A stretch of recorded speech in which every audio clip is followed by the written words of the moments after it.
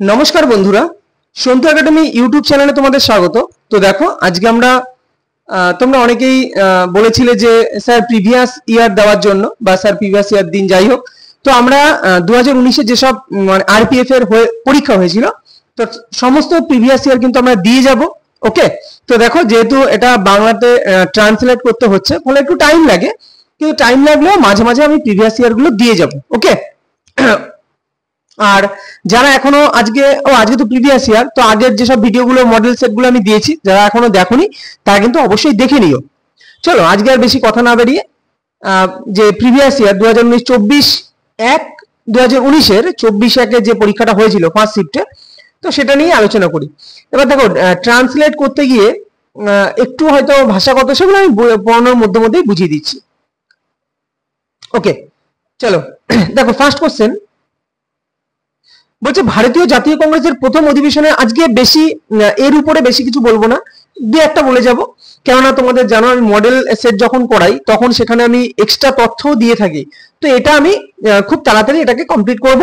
Just previous ইয়ারের question কেমন হয় সেটা তোমরা জানার জন্য একটা, আর কোশ্চেন গুলো পেলে এর রিলেটেড তোমরা পড়তে পারবে, কেমন কি কোশ্চেন হয় বা জানতে পারবে। ওকে, চলো, ভারতীয় জাতীয় কংগ্রেসের প্রথম অধিবেশনের সভাপতি কে ছিলেন? জর্জ উইল, উমেশ চন্দ্র ব্যানার্জি, নাকি অ্যালান অক্টোবিয়ান হিউম, নাকি দাদাভাই নৌরোজি? তো রাইট অ্যান্সার কি হবে? উমেশ চন্দ্র ব্যানার্জি। তোমরা জানো 1885 1885 গোকুল দাস তেজপাল সংস্কৃত কলেজে কিন্তু এই প্রথম অধিবেশনটা বসেছিল। এখানে জর্জ উইল, তোমরা জানো কি জর্জ উইল, সে ছিল ভারতীয় জাতীয় কংগ্রেসের প্রথম ব্রিটিশ, তাই না, ব্রিটিশ সভাপতি। আর অ্যালান অক্টোবিয়ান হিউম তো তার প্রতিষ্ঠাতা, তিনি হচ্ছেন জাতীয় কংগ্রেসের প্রতিষ্ঠাতা। নেক্সট কোশ্চেন, পরবর্তী কোশ্চেন দেখো, তিনটা কি হলো? ওকে, বলছে ফ্ল্যাগার ফাউল, ফ্ল্যাগার ফাউল নিচের কোন একটি খেলার সঙ্গে সম্পর্কিত শব্দ? আচ্ছা, নিচের কোন খেলার সঙ্গে সম্পর্কিত শব্দ হচ্ছে ফ্ল্যাগার ফাউল? ওকে, তো স্কুবা ডাইভিং, নাকি বাস্কেটবল, বেড়া, নাকি দাবা? তো রাইট অ্যান্সার কি হবে? রাইট অ্যান্সার অপশন বি, অর্থাৎ বাস্কেটবলের সঙ্গে সম্পর্কিত শব্দটি হচ্ছে ফ্ল্যাগার ফাউল। পরবর্তী কোশ্চেন, তো পরবর্তী কোশ্চেন দেখো, বলছে বিশেষ অলিম্পিকে অংশগ্রহণের জন্য সর্বনিম্ন বয়স কত হতে হবে বিশেষ অলিম্পিকে? ওকে, 12 বছর, 15 বছর, 4 বছর, 12 বছর, 15 বছর, 8 বছর, নাকি 18 বছর? তো রাইট অ্যান্সার কি হবে? রাইট অ্যান্সার অপশন সি, 8 বছর কিন্তু বিশেষ অলিম্পিকে অংশগ্রহণের জন্য সর্বনিম্ন বয়স হতে হবে 8 বছর। নেক্সট কোশ্চেন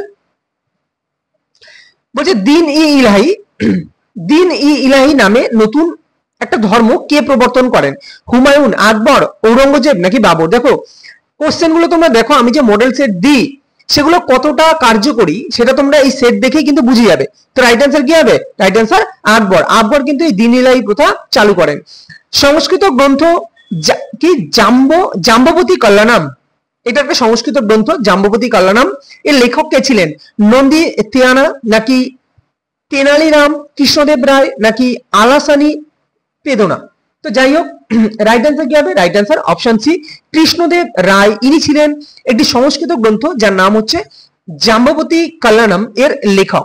পরবর্তী কোশ্চেন দেখো, ভারতের প্রথম নির্বাচন কমিশনার কে নিয়োগ করেন? ভারতের রাষ্ট্রপতি, ভারতের প্রধানমন্ত্রী, সুপ্রিম কোর্টের বিচারপতি, ভারতের উপরাষ্ট্রপতি? তো রাইট অ্যান্সার কি হবে? ভারতের রাষ্ট্রপতি কিন্তু ভারতের প্রথম নির্বাচন কমিশনার কে নিয়োগ করেন। দেখো, প্রথম নির্বাচন কমিশনার থেকে কোশ্চেন দিতে পারে, তো তোমরা এটা তোমাদের হোমওয়ার্ক দিলাম।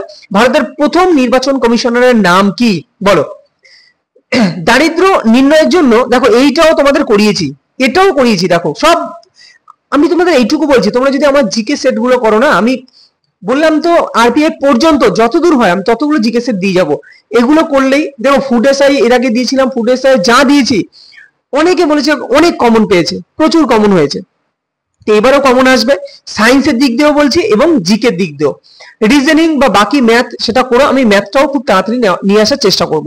কিছু ম্যাথ দেওয়া আছে, ওগুলো তোমরা দেখো, ওগুলো কিন্তু সমস্ত পরীক্ষার জন্যই কিন্তু গুরুত্বপূর্ণ এবং খুবই সুন্দর একটা প্রসেসে আমি ম্যাথগুলো করিয়েছি, তোমরা দেখলে বুঝতে পারবে এবং আশা করি তোমরা একমত হবে আমার সাথে। ওকে, দারিদ্র নির্ণয়ের জন্য নিচের কোন কমিটি গঠিত হয়েছিল? এস তারাপুর কমিটি, খোদাই কমিটি, চক্রবর্তী কমিটি, নাকি তেন্ডুলকর কমিটি, তো সবাই জানো আশা করি যারা আমাকে ফলো করছো, তেন্ডুলকর কমিটি কিন্তু এই দারিদ্র নির্ণয়ের জন্য গঠিত হয়েছিল। নেক্সট কোশ্চেন, মানব কোষের নিউক্লিয়াসে ক্রোমোজোম পাওয়া যায়, কটি ক্রোমোজোম পাওয়া যায়? 46টি, 100টি, 46 জোড়া নাকি 23 জোড়া ক্রোমোজোম? তো টোটাল দেখো ক্রোমোজোম যদি বলে তাহলে অ্যান্সার কি হবে? আচ্ছা এখানে কি হলো কেসটা, 23 জোড়া, 23 জোড়া মানেই তো 46টি। হ্যাঁ, তো এটা মনে হয় দেখো এটা দুটোই অ্যান্সার হবে, কারণ 23 জোড়া মানেই 46টি ক্রোমোজোম। ক্লিয়ার? তো মানব দেহের কি বলেছে, মানব কোষের নিউক্লিয়াসে বলেছে।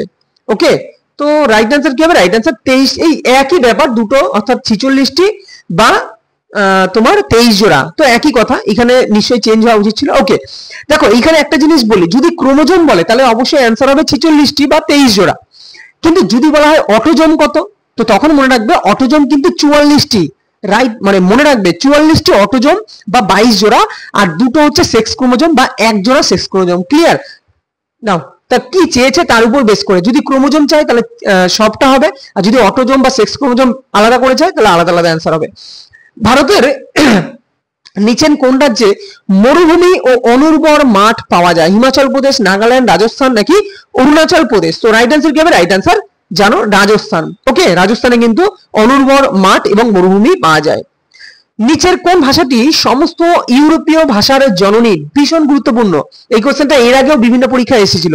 স্প্যানিশ, ইংরেজি, সংস্কৃত নাকি ফরাসি? তো রাইট অ্যান্সার কিন্তু অপশন সি, অর্থাৎ সংস্কৃত কিন্তু সমস্ত ইউরোপীয় ভাষার জননী সংস্কৃত ল্যাঙ্গুয়েজকে বলা হয়। নেক্সট কোশ্চেন, সংবিধানের কোন আর্থিক বিধান যেমন ব্যাংক এবং বিচারক আমানতে প্রেরিত পরিমাণ এর আওতায় পড়ে? আচ্ছা কার আওতায় পড়ে? মানে বলছে সংবিধানের কোন আর্থিক বিধান, তারপর ব্যাংক, বিচারক আমানতে প্রেরিত পরিমাণ। ওকে, মানে ধরো কোনো বিচারক বললে এই টাকাটা জমা দিতে হবে, তো এই যে জিনিসগুলো, বা কারণ এগেনস্টে কোনো কেস আছে, তো কেসে বিরোধী কোনো যে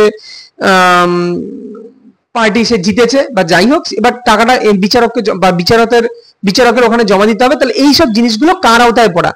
বলছে ভারতের একত্রিত তহবিল, জরুরি তহবিল নাকি ভারত আনুষঙ্গিক তহবিল নাকি ভারতের পাবলিক অ্যাকাউন্টস, যে পাবলিক অ্যাকাউন্ট আছে সেটা? তো রাইট অ্যান্সার কি হবে? রাইট অ্যান্সার অপশন ডি, এই ভারতের পাবলিক অ্যাকাউন্টে কিন্তু এই সব যে অর্থ জমা হয় বা প্রেরিত হয় সেটা কিন্তু তার আওতায় পড়ে। জাহাজের মাধ্যমে বিশ্ব ভ্রমণকারী প্রথম যাত্রীকে? Vasco da Gama, Archimedes, Marco Polo নাকি ফার্দিনান্দ ম্যাগালান? তো রাইট অ্যান্সার কি হবে? Right answer option D, Ferdinand Magellan কিন্তু এই জাহাজের মাধ্যমে প্রথম বিশ্ব ভ্রমণকারী প্রথম যাত্রী, Ferdinand Magellan. Protium, deuterium, tritium, দেখো এই কোশ্চেনও তোমাদের পড়িয়েছি সায়েন্সে। প্রোটিয়াম, ডয়টেরিয়াম, ট্রিটিয়াম হলো হাইড্রোজেন পরমাণু কি? এগুলো কি? যেমন তোমাদের বলেছি প্রোটিয়াম মানে কি 1H1, তারপরে হচ্ছে ডয়টেরিয়াম মানে কি 1H2, ট্রিটিয়াম মানে কি 1H3, এগুলো পড়ায়নি? বলো এগুলো পড়িয়েছি সব, তো এগুলো হলো পরস্পর কি, এগুলো হচ্ছে আইসোটোপ। নেক্সট কোশ্চেন, ভারতের কোন অঞ্চলে শীতল মরুভূমি পাওয়া যায়? কচ্ছের রণ, লাদাখ, হরিয়ানা নাকি থর? তো শীতল মরুভূমি বলেছে, তো রাইট অ্যান্সার কি হবে? রাইট অ্যান্সার অপশন বি, লাদাখে কিন্তু এই শীতল মরুভূমি পাওয়া যায়। নেক্সট কোশ্চেন, আর উষ্ণ মরুভূমি বললে কি হতো? রাজস্থানের থর, উষ্ণ এবং আর্দ্র। ওকে, সোনডান মরুভূমি, এটাও পড়িয়েছি, সোনডান মরুভূমি কোন মহাদেশে অবস্থিত? এশিয়া, আফ্রিকা, অস্ট্রেলিয়া, উত্তর আমেরিকা? তো রাইট অ্যান্সার কি হবে? রাইট অ্যান্সার অপশন ডি, উত্তর আমেরিকায় কিন্তু এই সোনডান মরুভূমি অবস্থিত। দেখো মরুভূমি থেকে আমি অনেক পড়িয়েছি, যে টাকলামাকান মরুভূমি, তারপরে যেটা হচ্ছে তোমার চীনের মঙ্গোলিয়ায় যে মরুভূমিটা থাকে, তো এগুলো সবই ভারতের থর মরুভূমি, দক্ষিণ আফ্রিকা তোমার সাহারা মরুভূমি, তো এই সবই কিন্তু মাথায় রাখতে হবে। ক্লিয়ার? আমি মডেল সেটের মাধ্যমে তোমাদের সমস্ত কিছু কিন্তু কমপ্লিট হয়ে যাবে শুধু মডেল সেট করলেই। পরবর্তী কোশ্চেন দেখো, বলছে অনুদানের দাবিতে ভোট হচ্ছে, অনুদানের দাবিতে ভোট হলো মানে ভোটটা কি? প্রধান নির্বাচন কমিশনার দ্বারা, শুধুমাত্র লোকসভার দ্বারা, সুপ্রিম কোর্টের প্রধান বিচারপতি দ্বারা নাকি শুধুমাত্র রাজ্যসভা দ্বারা? এরকমই ট্রান্সলেট হয়েছে। তো রাইট অ্যান্সার কি হবে? রাইট অ্যান্সার কিন্তু অপশন বি, অর্থাৎ শুধুমাত্র লোকসভার দ্বারা এই যে অনুদানের দাবিতে ভোট হচ্ছে সেটা শুধুমাত্র লোকসভার দ্বারা। পরবর্তী কোশ্চেন দেখো, পুলিশ, কৃষি ও সেচ ভারতীয় সংবিধানের কোন তালিকার অন্তর্গত?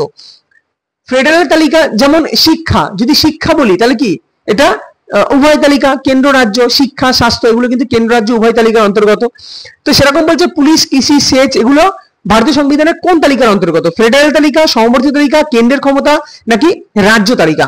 তো রাইট অ্যান্সার কি হবে? রাইট অ্যান্সার অপশন ডি, এগুলো কিন্তু রাজ্য তালিকার অন্তর্গত। পুলিশ যেমন রাজ্যের কোনো অচল অবস্থা যদি একমাত্র প্রধানমন্ত্রী বা রাজ্যপাল বলে যে হ্যাঁ আমার আর পাচ্ছি না, প্রধানমন্ত্রী বলছি কেন, মুখ্যমন্ত্রী যদি বলে আর পারছি না, তখনই কিন্তু একমাত্র রাষ্ট্রপতি দ্বারা বা কেন্দ্রের যে ক্যাবিনেট মন্ত্রীর সঙ্গে প্রধানমন্ত্রী আলোচনার মাধ্যমে রাষ্ট্রপতি দ্বারা সেই কোন রাজ্যের অচল অবস্থা, তখন কিন্তু রাষ্ট্রপতি শাসন, যেটা হচ্ছে 356 নং ধারা। 356 নং ধারা কিন্তু কোন রাজ্যের অচল অবস্থা, আর 352 নং ধারা কি পুরো দেশের অচল অবস্থা, আর 360 হচ্ছে অর্থনৈতিক অচল অবস্থা। ক্লিয়ার? তো এগুলো কিন্তু মনে রাখবে। তাহলে পুলিশ, কৃষি, সেচ এগুলো কিন্তু রাজ্য তালিকার অন্তর্ভুক্ত। করদাতার সংখ্যা ও রাজস্ব কর না বাড়ার কারণ কি? প্রত্যক্ষ করের বৃদ্ধি, কর সম্মতি প্রয়োগের কারণ, কালো টাকা বৃদ্ধি না ভিত্তি করের বৃদ্ধি? তো রাইট অ্যান্সার কি হবে? রাইট অ্যান্সার কিন্তু অপশন সি, অর্থাৎ কালো টাকার বৃদ্ধি। যদি কর না বাড়ে, রাজস্ব কর যদি না বাড়ে, তার মানে কি বুঝতে হবে? ধরো সাপোজ এই বছর ভারত সরকারের রাজস্ব এত হলো, পরের বছর ভারত সরকার ভাবছে এত প্রকল্প হচ্ছে কিন্তু রাজস্ব কর কেন বাড়ছে না, তার মানে বুঝতে হবে যে কালো টাকা বৃদ্ধি হচ্ছে। তো অ্যাকচুয়ালি দেখো আমাদের ভারতের যে গোয়েন্দা সংস্থা বা এনআইএ, হ্যাঁ ন্যাশনাল এজেন্সি যেটা, তারা কিন্তু সব বুঝতে পারে কোথায় কি হচ্ছে, কিন্তু অনেক সময় রাজনৈতিক কারণে কিছু করতে পারে না। তো যাই হোক, তবুও এনআইএ যথেষ্ট ভালো কাজ করছে বর্তমানে। খুব, এবার কি করছে, কোথায় কি করছে সেটা রাজনৈতিক ব্যাপার। যাই হোক, তো তারা বুঝতে পারে। তো কালো টাকার বৃদ্ধির কারণে কিন্তু এই করদাতার সংখ্যা বা রাজস্ব কর না বাড়ার কারণই হচ্ছে এই কালো টাকার বৃদ্ধি। নেক্সট কোশ্চেন, নিচের কোন স্থানে বুদ্ধ কোন স্থানে বুদ্ধ জ্ঞান লাভ করেছিলেন? এটাও আমার পড়ানো কোশ্চেন। কুশীনগর, লুম্বিনী, সারনাথ, বুদ্ধগয়া। তো রাইট অ্যান্সার কি হবে? রাইট অ্যান্সার কিন্তু অপশন ডি, বুদ্ধগয়ায় কিন্তু তিনি জ্ঞান লাভ করেছিলেন, তখন তার নাম হয় বোধি, তাই না? নেক্সট কোশ্চেন, নিচের কোন ব্যক্তিকে অস্ত্রোপচারের জনক বলা হয়? চাণক্য, অমর সিংহ, সুশ্রুত নাকি চরক? তো রাইট অ্যান্সার কি হবে? রাইট অ্যান্সার অপশন সি, অর্থাৎ সুশ্রুতকে কিন্তু অস্ত্রোপচারের জনক বলা হয়। পরবর্তী কোশ্চেন দেখো, দীর্ঘ সময় আর্দ্র বাতাসের সংস্পর্শে থাকা তামার পাত্রে সবুজ আবরণের জন্য নিচের কোনটি দায়ী? মানে তুমি যদি একটা কোনো তামার থালা বা তামার যে কোনো পাত্র, তামার গ্লাস বলো, একটা যদি বায়ুতে রেখে দাও, তো দীর্ঘদিন পর সেই তামার পাত্রে দেখবে একটা সবুজ বর্ণের একটা আস্তরণ পড়ে। তো এটা কি? কপার অক্সাইড ও নীল সবুজ শৈবাল, নাকি লাইকেন ও কপার কার্বনেট, নাকি কপার হাইড্রোক্সাইড ও ম্যাগনেসিয়াম কার্বনেট, নাকি কপার হাইড্রোক্সাইড এবং কপারের কার্বন? এটা কার্বনের হবে, কার্বন, কপারের কার্বন। তো রাইট অ্যান্সার কি হবে? রাইট অ্যান্সার কিন্তু অপশন ডি, সেখানে একটা কপার হাইড্রোক্সাইড, অর্থাৎ কপারের সঙ্গে জলীয় বাষ্প মিলে, এই যে কপার তো তোমার তামা মানে এই কপার, কপারের সঙ্গে জলীয় বাষ্প, এটা হচ্ছে H2O, জলীয় বাষ্প মিলে এরা কি তৈরি করে? এটা হচ্ছে copper hydroxide, CuOH2, okay, OHCuOH whole two, এই কপার হাইড্রোক্সাইড এবং কপারের কার্বন, ঠিক আছে, এবং কপারের কার্বন এই দুটো মিলে যেটা সবুজ বর্ণের কপার হাইড্রোক্সাইড তৈরি হয়। এই যে কপার, অ্যাকচুয়ালি কপার তোমার এখানে কার্বনেটও পাওয়া যায়, ঠিক আছে, কপার কার্বনেট, এই যে কপার, এটা এই যে এটা লিখেছে না কপার কার্বন, এটা অ্যাকচুয়ালি কপার কার্বনেট হবে। এটা কোনো প্রিন্টিং মিস্টেক হয়েছে, মানে CuCO3 এটাও তৈরি হয়। তো এই দুটোর মিশ্রণ হচ্ছে সেই সবুজ বর্ণের বলে, তাই তোমার সবুজ কালার দেখা যায়। পরবর্তী কোশ্চেন দেখো, রাষ্ট্রপতি অপ্রত্যাশিত পরিস্থিতিতে কোন তহবিল ব্যবহার করতে পারেন? ভারতের কন্টিনজেন্ট ফান্ড, নাকি ভারতের একত্রিত তহবিল, নাকি জরুরি তহবিল, নাকি ভারতের পাবলিক অ্যাকাউন্ট? তো রাইট অ্যান্সার কি হবে? রাইট অ্যান্সার অপশন এ, ভারতের কন্টিনজেন্ট একটা ফান্ড আছে, তো সেটা কিন্তু রাষ্ট্রপতি অপ্রত্যাশিত পরিস্থিতিতে কিন্তু তিনি এটা ব্যবহার করতে পারেন। নেক্সট কোশ্চেন, বিশ্ব বাণিজ্য সংস্থা প্রতিষ্ঠিত হয় কত সালে? 1995, 1996, 1994 নাকি 1993? তো রাইট অ্যান্সার কি হবে? রাইট অ্যান্সার অপশন এ, 1995, অর্থাৎ 1995 সালে কিন্তু এই বিশ্ব বাণিজ্য সংস্থা কিন্তু প্রতিষ্ঠিত হয়েছিল। সুপ্রিম কোর্টের প্রতিষ্ঠা এবং সংগঠন সম্পর্কিত বিধানাবলী ভারতীয় সংবিধানের কত নং অনুচ্ছেদে দেওয়া আছে? 124, দেখো 124 থেকে 147 না কত জানো, এর মধ্যে সুপ্রিম কোর্ট নিয়ে আলোচনা করা হয়েছে। ক্লিয়ার? তো এই যে সুপ্রিম কোর্টের প্রতিষ্ঠা এবং গঠন সম্পর্কিত যে বিধানাবলী, এটা কত নং অনুচ্ছেদে আছে? এটা কিন্তু আছে হচ্ছে অপশন এ 124 নং অনুচ্ছেদে কিন্তু এইটার কথা বলা হয়েছে, গঠন এবং বিধানাবলী। পরবর্তী কোশ্চেন দেখো, নেক্সট কোশ্চেন দেখো, ভারতীয় সংসদীয় গ্রুপের একটি স্বায়ত্তশাসিত সংস্থা হিসেবে কত সালে প্রতিষ্ঠিত হয়? কি বলছে? ভারতীয় সংসদীয় গ্রুপ একটি স্বায়ত্তশাসিত সংস্থা হিসেবে কত সালে প্রতিষ্ঠিত হয়? 1953, 1947 নাকি 1949 নাকি 1950? দেখো 1947 সালে তো 15ই আগস্ট ভারত স্বাধীন হয়। তো কত সালে এই যে ভারতের যে সংসদ সেটা স্বায়ত্তশাসিত সংস্থা হিসেবে পরিগণিত হয়? সেটা কিন্তু 1949 সালে। ক্লিয়ার? 1949 সালে কিন্তু সেটা পরিগণিত হয়। পরবর্তী কোশ্চেন দেখো কি বলছে,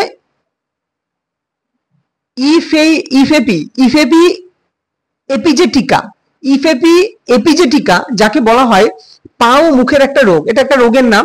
এটি নিম্নের কি গঠিত রোগ? ভাইরাস, ছত্রাক, শৈবাল, ব্যাকটেরিয়া। তো কয়েকটা আমি এরপরে তোমাদের রোগ নিয়ে কিছু কিছু কোশ্চেন আনবো। তো কিছু কয়েকটা রোগ আছে যেগুলো হয়তো তোমরা পড়েছো বা হয়তো তোমরা পড়োনি, ভাইরাস না ব্যাকটেরিয়া, আমি কিছু চার্ট তোমাদের দিয়ে দেবো। তো রাইট আনসার কি হবে? রাইট আনসার অপশনে এটা কিন্তু একটা ভাইরাস গঠিত রোগ, কি? এপিজেটিকা। পরবর্তী কোশ্চেন দেখো, কোন কমিটির সুপারিশে ভিত্তিতে রেলওয়ে বাজেট সাধারণ বাজেট থেকে পৃথক করা হয়? ভীষণ গুরুত্বপূর্ণ, ঠিক আছে? তো রেলওয়ে বাজেট সাধারণ বাজেট থেকে, আগে কিন্তু সাধারণ বাজেট রেলওয়ে বাজেট এক ছিল, তো তোমার তারপরে কিন্তু রেলওয়ে বাজেট সাধারণ বাজেট থেকে পৃথক করা হয়। এটা কোন কমিটির সুপারিশে? জেভিপি কমিটি নাকি আচিসন কমিটি নাকি অ্যাকওয়ার্থ কমিটি নাকি ম্যাকলো কমিটি? তো রাইট আনসার কি হবে? রাইট আনসার অ্যাকওয়ার্থ কমিটি এর সুপারিশে কিন্তু এই রেলওয়ে বাজেট সাধারণ বাজেট থেকে পৃথক করা হয়, কি? অ্যাকওয়ার্থ কমিটি। ভীষণ ইম্পর্টেন্ট, এটা অনেকবার রেলের গ্রুপ ডিতে এসেছিল, আরো বিভিন্ন পরীক্ষায় কিন্তু এই কোশ্চেনটা এসেছিল। পরবর্তী কোশ্চেন দেখো, রিজার্ভ ব্যাংক অফ ইন্ডিয়ার দ্বারা নির্ধারিত পছন্দগুলি অন্তর্ভুক্ত করে না। আচ্ছা, বলছেন নিচের কোনটি রিজার্ভ ব্যাংক অফ ইন্ডিয়ার দ্বারা, হ্যাঁ, নিচের কোনটি অন্তর্ভুক্ত হয় না? কৃষি, শিক্ষা, রপ্তানি ঋণ নাকি তথ্য প্রযুক্তি? তো রাইট আনসার কি হবে? রাইট আনসার কিন্তু অপশন ডি, অর্থাৎ তথ্য প্রযুক্তি কিন্তু এই রিজার্ভ ব্যাংক অফ ইন্ডিয়ার দ্বারা কিন্তু এটা তথ্য প্রযুক্তি রিজার্ভ ব্যাংক অফ ইন্ডিয়ার আন্ডারে বা এই অন্তর্ভুক্ত হয় না, কিন্তু কৃষি, শিক্ষা, রপ্তানি ঋণ এগুলো সবই রিজার্ভ ব্যাংক অফ ইন্ডিয়ার আন্ডারে কিন্তু পড়ে। নেক্সট কোশ্চেন, কোন বছর অলিম্পিকে পতাকা প্রথমবারের মতো উত্তোলন করা হয়েছিল? দেখো প্রথম অলিম্পিক হয়েছিল কত, এর আগে আমরা পড়েছিলাম 1896 সালে, আর 1900 সালে কি ভারত প্রথম অলিম্পিকে অংশগ্রহণ করে। আর বলছে পতাকা প্রথমবারের মতো অলিম্পিকে উত্তোলন করা হয় কত সালে? 1896। 1896 তো প্রথম অলিম্পিক অনুষ্ঠিত হয়। দেখো পতাকা কবে হয়? 1942, 1920 নাকি 1900? 1900 সালে কি হয়? এখানে এই সালগুলো কিন্তু মনে রেখো। 1896 প্রথম অলিম্পিক, তোমার প্রথম অলিম্পিক অনুষ্ঠিত হয় গ্রিসের এথেন্সে, আর 1900 সালে ভারত প্রথম অলিম্পিকে অংশগ্রহণ করে। তাহলে প্রথম পতাকা উত্তোলন কত সালে? প্রথম পতাকা উত্তোলন হয় 1920 সালে, কিন্তু প্রথমবারের মতো অলিম্পিকে পতাকা উত্তোলন হয়। তো এই যে তিনটে সাল 96, 20, 1900, এই সালগুলো মনে রাখলেই কিন্তু তোমরা দেখবে পরপর জিনিসগুলোকে সাজিয়ে নেবে। পরবর্তী কোশ্চেন, কোন কংগ্রেস অধিবেশনে গান্ধী আরোহী চুক্তি সমর্থন করা হয়েছিল? বোম্বে, লাহোর, করাচি, মাদ্রাজ? তো রাইট আনসার কি হবে? Right answer option number C is right answer, অর্থাৎ করাচি অধিবেশনে কিন্তু এই গান্ধী আরোহী চুক্তি কিন্তু সমর্থন হয়েছিল। লাহোর অধিবেশনে কিন্তু খুব গুরুত্বপূর্ণ কাজ হয়েছিল, লাহোর চুক্তি, তাই না? তারপরে তোমার আর কি হয়েছিল? পূর্ণ স্বরাজের দাবি কিন্তু এই লাহোর অধিবেশনে। প্রথম স্বরাজ হয়েছিল দাদাভাই নওরোজির দাদাভাই নওরোজির যে অধিবেশন হয়েছিল, নাম কি, সুরাট অধিবেশন নাকি, যাই হোক, তো 1907 যেটা, ঠিক। তো সেই সময় কিন্তু প্রথম স্বরাজ শব্দটি উচ্চারিত হয়। স্বরাজ আমাদের জন্মগত অধিকার, এই যে উচ্চারণটা, সেটা কে করেছিলেন? দাদাভাই নওরোজি। ওকে, পরবর্তী কোশ্চেন দেখো, বৌদ্ধ ধর্মে অভয় মুদ্রা বলতে কি বোঝায়? বৌদ্ধ ধর্মে অভয় মুদ্রা বলতে কি বোঝায়? মন্দ এড়িয়ে চলা, নির্ভীকতা, আলোকিতকরণ নাকি প্রচার? তো রাইট আনসার কি হবে? রাইট আনসার অপশন বি, অর্থাৎ নির্ভীকতা। এই যে নির্ভীকতাকে একেই বলা হয় অভয় মুদ্রা। মিওসিস একটি প্রজনন কোষ, বলছে ড্যাশ কন্যা কোষে বিভক্ত, মানে এটাই বলতে চাইছে মিওসিস, যে তোমরা জানো তোমার হচ্ছে একটা হচ্ছে মাইটোসিস, একটা মিওসিস। তো মিওসিস হচ্ছে তোমার আবার প্রোফেজ, অ্যানাফেজ, হ্যাঁ, টেলোফেজ এই ভাগে বিভক্ত। তো এইটাই বলছে কন্যা কোষে বিভক্ত। তো রাইট অ্যান্সার দেখো কন্যা কোষ না কটি কোষে বিভক্ত, আমি কনফিউশন, আমি যা ট্রান্সলেট করে এটাই বুঝলাম। তো এটা আমার মনে হয় অপশন তোমার যে যে আমাদের যে অফিসিয়াল অ্যান্সার কিতে এই 4 দেওয়া আছে। তো অ্যাকচুয়ালি ওটাই বলছে প্রোফেজ, মেটাফেজ, অ্যানাফেজ, টেলোফেজ। আমি এখানে এই বিষয়ে তোমাদের এই 4 অ্যান্সারটা বলে দিলাম যে 4 মানে অফিসিয়াল অ্যান্সার কিতে 4 আছে। তো আমি যেহেতু জানি তোমার মিওসিস হচ্ছে প্রোফেজ, মেটাফেজ, অ্যানাফেজ, টেলোফেজ 4টে ভাগ আছে, তো এই হিসেবে আমার মনে হয় এটার কথাই বলেছে। পরবর্তী কোশ্চেন দেখো, মহাকাশের সার্বজনীন নীতি কে দিয়েছেন? Albert Einstein, Kepler, Isaac Newton নাকি গ্যালিলিও? তো রাইট অ্যান্সার কি হবে? Right answer option C, sir Isaac Newton কিন্তু এই মহাকাশের সার্বজনীন নীতি দিয়েছিলেন। এর জন্য জি কে বলা হয়, তিনি কিন্তু জি এর মান বের করে, তিনি জি এর মান বার করেনি। দেখো এটা কিন্তু পরীক্ষায় দেয় যে জি কিন্তু জি এর মান কিন্তু আমরা মহাকর্ষীয় ধ্রুবক থেকেই ওই জি এর মানটা পাই, কিন্তু জি এর মান বার করেছিলেন কে? তার নামটা এই মুহূর্তে মনে নেই, কিন্তু জি এর মান বার করেছিলেন তিনি কিন্তু স্যার আইজাক নিউটন না, এটা মাথায় রেখো। অনেকে যেহেতু স্যার মহাকর্ষীয় ধ্রুবক জি, তো সেখানে এই যে মহাকর্ষীয় ধ্রুবকের আলোচনা করেছিলেন স্যার আইজাক নিউটন, তাই জি এর মান কিন্তু আইজাক নিউটন বার করেননি, এটা কিন্তু মাথায় রেখো। এটা আমি এলপি তে একবার পড়িয়েছিলাম, নামটা এই মুহূর্তে মনে আসছে না, দেখে নিও। আর কেপলার, কেপলার যদি বলি, কেপলার কি করেছিলেন?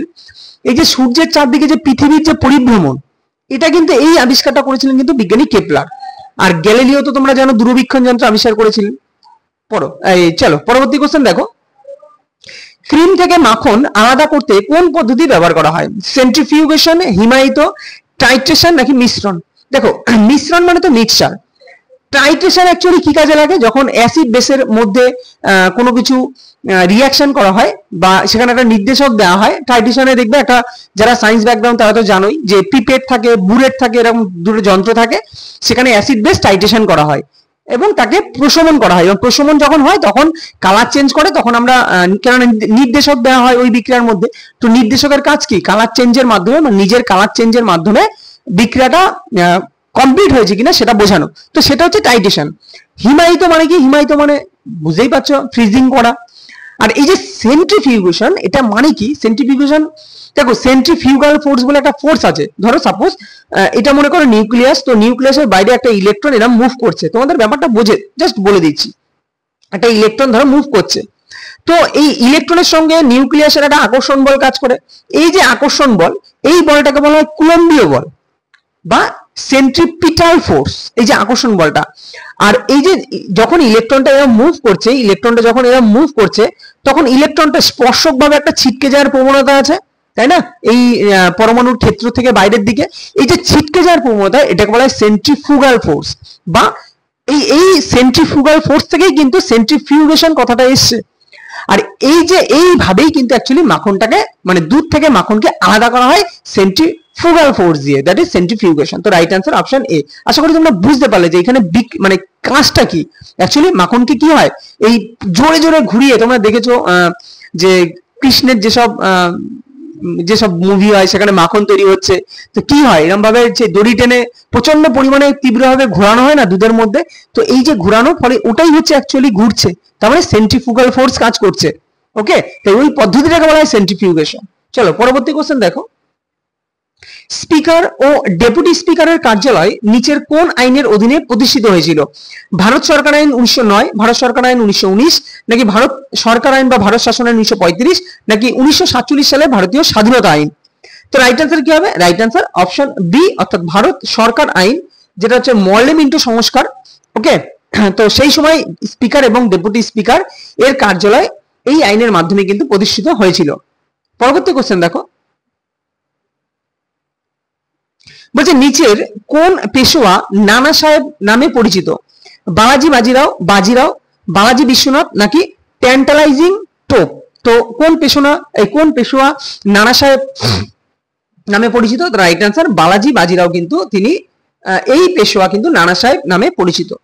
পরবর্তী কোশ্চেন, আর এমনি নানা সাহেব তাঁতিয়া টুপি সে তো তোমরা জানোই। চলো পরবর্তী কোশ্চেন দেখো, বলছে বিরোধী দলের সদস্যরা সরকারকে নিয়ন্ত্রণ করার জন্য নিচের কোন অসাধারণ কৌশলটি ব্যবহার করে যখন সাধারণ নিয়ম অনুসারে করে না। মানে অ্যাকচুয়ালি সাধারণভাবে যদি না হয় তখন বিরোধী যে দলের যারা সরকার, বিরোধী দলের যারা নেতা আছে তারা বর্তমান যে সরকার আছে তাকে নিয়ন্ত্রণ করার জন্য কোনটা ব্যবহার করে? স্বল্পমেয়াদী আলোচনা, বিশেষ উল্লেখ, আধ ঘন্টা আলোচনা, নাকি পয়েন্ট অফ অর্ডার? তো রাইট অ্যান্সার কি হবে? রাইট অ্যান্সার অপশন ডি, এই পয়েন্ট অফ অর্ডার। এটা কিন্তু খুব গুরুত্বপূর্ণ। এটা যখন কোনো সাধারণভাবে কিছু হচ্ছে না তখন বিরোধী দলের যেসব নেতা মন্ত্রীরা বা যারা আছে, হ্যাঁ, তো তারা কিন্তু এই পয়েন্ট অফ অর্ডার, এই কৌশলটি কিন্তু ব্যবহার করে সরকারকে নিয়ন্ত্রণ করার জন্য। পরবর্তী কোশ্চেন দেখো,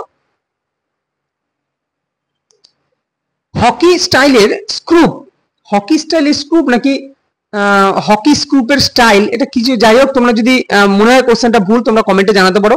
তো এটা হকি স্টাইলের স্ক্রুপ আর কি বলা হয়, মানে স্ক্রুপকে আর কি বলা হয়? স্লাইস, বুলসাই, ফ্রি কিক, নাকি এরিয়াল পাস? তো রাইট অ্যান্সার কি হবে? রাইট অ্যান্সার অপশন ডি, এটাকে বলা হয়, এই যে স্ক্রুপ ব্যাপারটা এটাকে বলা হয় এরিয়াল পাস। ক্লিয়ার? চলো, প্রধানমন্ত্রীর কর্মসংস্থান প্রকল্পের সূচনা হয় কত সালে? কর্মসংস্থান প্রকল্প 1993, দেখো আমি এর আগে বিভিন্ন ভিডিওতে বলেছিলাম প্রধানমন্ত্রীর যেসব যোজনা আছে, হ্যাঁ, যেমন আমি কর্ম নিশ্চয়তা প্রকল্প বলেছিলাম, যেটা 100 দিনের কাজের। তো যেগুলো যেসব যোজনা আছে না, জওহর রোজগার যোজনা, তারপরে তোমার মানে একটা শহরে বেকারত্ব দূর করার জন্য, গ্রামে বেকারত্ব দূর করার জন্য, এই যে বিভিন্ন যোজনাগুলো আছে, অন্তর্দয় যোজনা, উজ্জ্বলা যোজনা, তো এগুলো কেন করা হয়েছিল এবং কোন সালে করা হয়েছিল, এটা কিন্তু অবশ্যই তোমরা দেখে রেখো এই প্রত্যেকটা জিনিস। তো রাইট অ্যান্সার কি হবে? প্রধানমন্ত্রীর যে কর্মসংস্থান প্রকল্প, সেটা কিন্তু অপশন এ, 1993 কে কিন্তু এই কর্মসংস্থান প্রকল্পের সূচনা করা হয়। পরবর্তী কোশ্চেন দেখো, উত্তর গোলার্ধের দীর্ঘতম দিন। দেখো এটাও পড়িয়েছি আমি তোমাদের, কোনো না কোনো সেটা আমি করিয়েছি। উত্তর গোলার্ধের দীর্ঘতম দিন বা মকর সংক্রান্তি, কর্কট সংক্রান্তি, এগুলো কিন্তু আসে। তো রাইট অ্যান্সার কি হবে? দেখো দীর্ঘতম দিন উত্তর গোলার্ধে বলেছে, তো রাইট অ্যান্সার কোনটা হবে? রাইট অ্যান্সার শীতকালীন, না, গ্রীষ্মকালীন যে আয়নকাল বা আয়নকাল, সেটা কিন্তু উত্তর গোলার্ধে দীর্ঘতম দিন হচ্ছে গ্রীষ্মকালীন আয়নকাল। দেখো জাস্ট এটা একটু ঘুরিয়ে পেঁচিয়ে দিয়েছে, তোমাদের সাল না দিতে পারে, এরকম ঠিক ঘুরিয়েও দিতে পারে। হ্যাঁ, তার মানে উত্তর গোলার্ধে বড় দিন মানে কি? গ্রীষ্মকালীন আয়নকাল। পরবর্তী কোশ্চেন দেখো, ড্যাশ নদী অববাহিকা যার ক্যাচমেন্ট এলাকা মানে বলতে চাইছে এটাই যে জল ধারণ যে ক্ষমতা, পরিমাণটা 100 মিটারের বেশি, সেটি বৃহৎ নদী অববাহিকা হিসেবে পরিচিত। তাহলে এটা কতটা পরিমাণ বড় নদী অববাহিকা যার ক্যাচমেন্টটা এত, সেটি বৃহৎ নদী অববাহিকা নামে পরিচিত, সেটা কোনটা হবে? তো রাইট অ্যান্সার কি হবে? রাইট অ্যান্সার কিন্তু অপশন বি, অর্থাৎ 20,000 বর্গ কিলোমিটারের যে নদী অববাহিকাগুলো হয়, হ্যাঁ, তাকে বলা হয় বৃহৎ নদী অববাহিকা, 20,000 কিলোমিটারের। পরবর্তী কোশ্চেন, পাতিত জল শক্তির ড্যাশ হয়, মানে পাতিত জল শক্তির কি কন্ডাক্টর, মানে সুপরিবাহী, সুপার কন্ডাক্টর, খুবই ভালো সুপরিবাহী, অন্তরক, নাকি অর্ধপরিবাহী? তো রাইট অ্যান্সার কি হবে? রাইট অ্যান্সার অপশন সি, পাতিত জল কিন্তু অন্তরক হয়। দেখো জল মাত্রই কিন্তু সুপরিবাহী হয় না, এটা মাথায় রেখো, কেননা যখনই জল শুনেছো তখন তোমরা হয় কন্ডাক্টর দেবে, না হলে সুপার কন্ডাক্টর দেবে, না হলে অর্ধপরিবাহী দেবে, কিন্তু কারোর মাথায় থাকবে না যে পাতিত জল অন্তরক হতে পারে। কেননা পাতিত জল মানেই হচ্ছে সেখানে কিন্তু বিভিন্ন আয়ন খুব কম থাকে, H+, OH- এর জাস্ট থাকে। আর আয়নমুক্ত জল আলাদা, পাতিত জল আলাদা, ঠিক আছে? আয়নমুক্ত জল কিন্তু আলাদা জিনিস, যে জলে শুধুমাত্র H+ আর OH- থাকে সেটাকে বলে আয়নমুক্ত জল। তো পাতিত জলে কিন্তু অন্তরক, ঠিক আছে? ভালো কি বলেছে? পাতিত জল শক্তির মানে অন্তরক, পরিবাহী না, এটাই বলতে চাইছি। চলো পরবর্তী কোশ্চেন, সালাল, বাগলিহার এবং দুলাহস্তি জলবিদ্যুৎ যে প্রকল্প, সেটা কোন নদীর উপর অবস্থিত? তিনটেই একই নদীর উপর অবস্থিত, রাভি, বিয়াস, চেনাব, সতলুজ। তো রাইট অ্যান্সার কি হবে? Right answer option number C, এই যে সালাল, বাগলিহার এবং দলহস্তি, এটা তিনটেই কিন্তু চেনাব নদীর উপর কিন্তু অবস্থিত। পরবর্তী কোশ্চেন দেখো, 1983 সালে ভারতীয় ক্রিকেট দল কি 1983 সালে ভারতীয় ক্রিকেট দল কাকে হারিয়ে বিশ্বকাপ জিতেছিল? আমি প্রথম থেকেই বলেছিলাম যে এই যে যেগুলো খুব গুরুত্বপূর্ণ সেগুলো কিন্তু যত আগেরই হোক না কেন সেগুলো সবসময় গুরুত্বপূর্ণ। তো জিম্বাবুয়ে, অস্ট্রেলিয়া, পাকিস্তান, নাকি ওয়েস্ট ইন্ডিজ? তো রাইট অ্যান্সার কি হবে? রাইট অ্যান্সার অপশন ডি, এই ওয়েস্ট ইন্ডিজকে কিন্তু হারিয়ে 1983 সালে কিন্তু ভারতীয় ক্রিকেট দল বিশ্বকাপ জিতেছিল, ওয়েস্ট ইন্ডিজকে হারিয়ে। 1983 মাথায় রেখো, 1983। জিএমটি এর পূর্ণরূপ কি? গ্রিনিচ পরিমাহিত সময়, নাকি গ্রেট ব্রিটেন পরিমাহিত সময়, গ্রিনিচ গড় সময়, নাকি গুগল গড় সময়? তো জিএমটির পুরো নাম কি হবে? জিএমটির পুরো নাম গ্রিনিচ গড় সময় এটা হচ্ছে জিএমটি। নেক্সট কোশ্চেন, ভারতে দারিদ্র ও ব্রিটিশ শাসন বইটির লেখক কে? ভারতে দারিদ্র ও ব্রিটিশ শাসন বইটির লেখক দাদাভাই নৌরোজি, আর.সি. দত্ত, এন.জি. রানাডে নাকি সুব্রমণিয়াম আইয়ার? তো রাইট অ্যান্সার কি হবে? রাইট অ্যান্সার অপশন এ, দাদাভাই নৌরোজি কিন্তু এই ভারতের দারিদ্র এবং ব্রিটিশ শাসন, মানে দেখো কেসটা কি করেছে, ইংলিশে সেই লেখা আছে না, the poverty and un-British rule in India, তো ওটারই বাংলায় ভারতের দারিদ্র এবং ব্রিটিশ শাসন। দ্য প্রভার্টি মানে দারিদ্র, আনব্রিটিশ রুল ওই ব্রিটিশ শাসন ইন ইন্ডিয়া ভারতে। তো এই সব করা ছাড়া কোনো গতি নেই, কেননা কোশ্চেন সেই তুমি যদি রেলের আগের প্রিভিয়াস ইয়ার রেল করো আর কিছু মডেল সেট করো, তুমি দেখবে কমন পেয়ে যাবে। ক্লিয়ার? তো ওটাই বাংলাকে ইংলিশ, ইংলিশে বাংলায় ট্রান্সফার করে এইসব কোশ্চেন করছে। যে যাই হোক, আশা করি তোমরা বুঝতে পেরেছো আমি কি বলতে চেয়েছি। নেক্সট কোশ্চেন, যোগব্যায়ামে স্বস্তিকাসন কোন ভঙ্গির প্রতিনিধিত্ব করে? দেখো কোথায় যোগব্যায়াম থেকেও কোশ্চেন হতে পারে। হ্যাঁ, তো আমি যেহেতু আজকে দেখলাম, তো আমি যোগব্যায়াম থেকেও তোমাদের কিছু কিছু কোশ্চেন আনবো। তো স্বস্তিকাসন কোন ভঙ্গির প্রতিনিধিত্ব করে? উট, মাঙ্গলিক, ঘাসফড়িং নাকি কুকুর? তো রাইট অ্যান্সার কি হবে? রাইট অ্যান্সার কিন্তু অপশন নাম্বার বি, এটা কিন্তু মাঙ্গলিক। মাঙ্গলিককে কিন্তু প্রতিনিধিত্ব করে যোগব্যায়ামের স্বস্তিকাসন। স্বস্তিকাসন কেমন হয় তোমরা দেখে নেবে, দরকার হয় সার্চ করে নেবে, এবং তাহলে মাঙ্গলিক ব্যাপারটা বুঝে যাবে যে কি। পরের কোশ্চেন দেখো, কোটাল্লাম জলপ্রপাত, কি বলছে? কোটাল্লাম জলপ্রপাত কোথায় অবস্থিত? তামিলনাড়ু, কর্ণাটক, কেরালা, তেলেঙ্গানা? তো রাইট অ্যান্সার কি হবে? রাইট অ্যান্সার অপশন এ, এই কোটাল্লাম জলপ্রপাত কিন্তু তামিলনাড়ুতে অবস্থিত। পরবর্তী কোশ্চেন দেখো, বারবার প্রতিফলনের কারণে শব্দকে জোরে বলা হয়, মানে জোরে ড্যাশ বলা হয়। দেখো একটা জিনিস বলি, যদি বলি মেঘের যে গুরু গুরু আওয়াজ, মেঘ যখন মেঘ হয়, মেঘে যে একটা আওয়াজ হয় না, গুরু গুরু গুরু গুরু করে আওয়াজ হয় যখন মেঘ ডাকে, আমরা বলি ওটাকে মেঘ ডাকে। তো এই যে গুরু গুরু আওয়াজ, এটাই কিন্তু অ্যাকচুয়ালি বইয়ে যেটা দেওয়া আছে, যেটা তোমার ইয়েতে দেওয়া আছে, কি বলে, অ্যান্সার শিটে, মানে অফিসিয়াল অ্যান্সার শিটে দেওয়া আছে, সেখানে কিন্তু প্রতিধ্বনি, হ্যাঁ সেটা তো প্রতিধ্বনি বলা হয়, ঠিকই প্রতিধ্বনি হবে। আর হল রুমে আমি এটা বলে দিই, এটা ঠিকই আছে, অপশন সি প্রতিধ্বনি। আমি একটা অন্য কিছু ভাবছিলাম, কি যেন, ও প্রতিধ্বনি না, দেখো সরি সমবেদনা দেওয়া আছে, তাই ভাবছিলাম ওটাকে দেওয়া আছে সমবেদনা। কিন্তু আমার এটার সম্বন্ধে একটু আমার কনফিউশন হচ্ছে, তোমরা দেখো যদি এটা কেউ যদি সঠিক মনে হয় যে হ্যাঁ সমবেদনার বা এটাকে স্থিতিস্থাপক বলা যায়, কিন্তু আমার এটা মনে হচ্ছে অনুরণন। হ্যাঁ, এটা আমার মনে হচ্ছে অফিসিয়াল অ্যান্সার কিন্তু এটা ভুল দেওয়া ছিল কিনা জানি না, তো এটা মনে হচ্ছে অনুরণন হওয়ার কথা। তার কারণ এই যে মেঘের গুরু গুরু আওয়াজ বা হল রুমে যে একটা আওয়াজ বারবার হওয়া, সেটা এটাকে বলা হয় অনুরণন, যেটা প্রতিধ্বনিও বলা যায়, কিন্তু প্রতিধ্বনি ব্যাপারটা আলাদা, অনুরণন ব্যাপারটা আলাদা। ওকে, প্রতিধ্বনি পুনরায় আসবে এবং একবার দুবার আসবে, কিন্তু অনুরণন, যেটা প্রতিধ্বনি যদি বারবার হয় সেটাকে তখন বলা হয় অনুরণন। ক্লিয়ার? ওকে, তো এটা নিয়ে আমি একটু কনফিউশন হয়েছি, এটা তোমাদের যদি কারো মনে হয় যে এটা কোনটা হতে পারে, অনুরণন হতে পারে নাকি সমবেদন না প্রতিধ্বনি, তোমরা আমাকে কমেন্টে জানাতে পারো। ওকে, তো দেখো পরবর্তী কোশ্চেন, সেনকোটা পাস মাদুরাইকে কার সঙ্গে সংযোগ করেছে? চেন্নাই, পালাক্কাদ, কোট্টায়াম নাকি ত্রিচি? তো রাইট অ্যান্সার কি হবে? রাইট অ্যান্সার কোট্টায়াম, যেটা সেটা হচ্ছে সেনকোটা পাস মাদুরাই। আচ্ছা মাদুরাই কি? মাদুরাই এর আগে বলেছিলাম দাক্ষিণাত্যের কাশি হচ্ছে মাদুরাই। তো এই মাদুরাইয়ের সঙ্গে এই যে সেনকাটা পাস মাদুরাইকে কার সঙ্গে সংযোগ করেছে? কোট্টায়ামের সঙ্গে। তাহলে দেখো কোথা থেকে কোশ্চেন আসতে পারে, এর কোনো আগামাথা নেই। তো তোমাকে কোনো কিছুই ইম্পর্টেন্ট না, আবার কোনো কিছুই কম ইম্পর্টেন্ট বা এটা আসতে পারে না এরকম কিছু তুমি বলতে পারবে না। তো জিকে মানে যা দেবো সবই কিন্তু তোমরা করে যেতে হবে, এবং সবই বারবার আমি প্র্যাকটিসের মাধ্যমে তোমাদের রিভিশন করে যাব। একটা কোশ্চেন অনেকবার আনবো, মাঝে মাঝে রিভিশন দেবো। তো তাতে কি হবে, তোমরা যতবার পড়বে, দেখো পড়ার থেকে তুমি যতবার প্র্যাকটিস করবে না কোনো জিনিস, তত বেশি ভালো মনে থাকে, বেশি দিন মনে থাকে। তো চলো, এই হচ্ছে আজকের আমাদের যে প্রথম আমরা দিলাম 2019-এর, যেটা 24/1/2019-এ ফার্স্ট শিফটে আরপিএফ এর পরীক্ষা হয়েছিল, তো সেটারই কোশ্চেন দিলাম। তো যদি ভিডিওটা ভালো লাগে অবশ্যই তোমরা লাইক করো, শেয়ার করো এবং কমেন্ট করো, কেমন যা যা তোমাদের জিজ্ঞেস করলাম কমেন্টে জানাতে পারো। আর যদি ভালো লাগে অবশ্যই চ্যানেলটিকে সাবস্ক্রাইব করবে। দেখা হবে পরবর্তী কোনো ভিডিওতে, ততক্ষণ ভালো থেকো, সুস্থ থেকো।